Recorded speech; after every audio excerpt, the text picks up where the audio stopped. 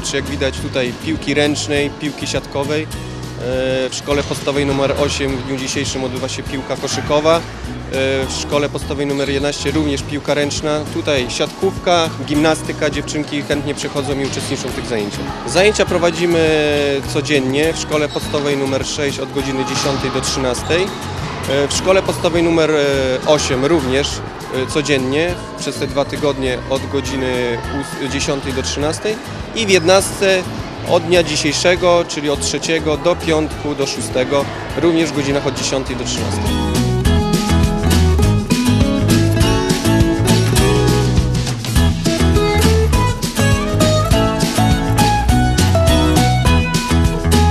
Przygotowaliśmy zajęcia plastyczne.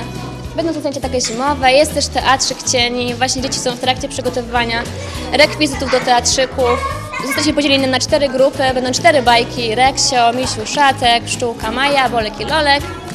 I przedstawienie będzie wykonane na zwieńczenie całych ferii, czyli 13 lutego o godzinie 12 odbędzie się zakończenie. Zapraszamy także również na teatrzyki, które będą się 6 lutego, 13 na godzinę 10.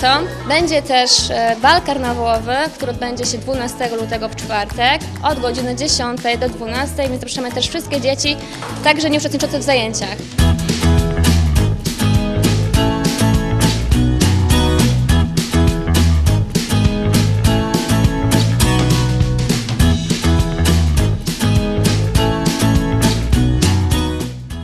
Dzieciaki uczą się właśnie żonglerki, wcześniej się bawiliśmy z chustą animacyjną, oczywiście jak to dzieci w tym wieku, wszędzie ich jest pełno generalnie, ale widać, że żonglują, zresztą można spojrzeć i moje zadanie jest ich nauczyć postaw żonglerki, żeby później po tych zajęciach mogły też w domu trenować dalsze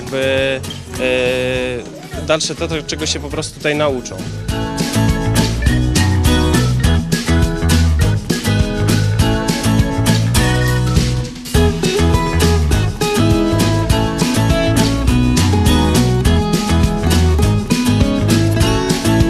Przyjęliśmy w tym roku taką konwencję warsztatów, które gdzieś tam oscylują cały czas wokół teatru, wokół zagadnienia teatru. Jest kuglarstwo, jest teatr cieni, jest tworzenie scenografii w ogóle z fotografii, jest tworzenie masek teatralnych. Ja osobiście prowadzę tą pracownię fotograficzną, gdzie no, mam przyjemność dokonać pewnego swojego eksperymentu z tego tytułu, że jakby nigdy wcześniej nie przewidywałem, żeby ta pracownia funkcjonowała dla tak młodych dzieciaków, z tego tytułu, że jednak fotografia to jest takie zagadnienie, w którym się występuje chemia, występują pewne rodzaje takich odczynników, które no niekoniecznie może są najlepsze dla dzieciaków, ale jak się to dobrze ogarnie, to w tym momencie dzieciaki są niesamowicie usatysfakcjonowane, z tego tytułu, że jest to dla nich wręcz magiczna sytuacja, kiedy się eliksiry różne dodaje, jak w Harrym Potterze, po prostu magia i czary się dzieją i jak później na kartce się pojawia coś, czego wcześniej nie było, po prostu no, cały czas krzyczą, że to jest po prostu magiczna ciemnia.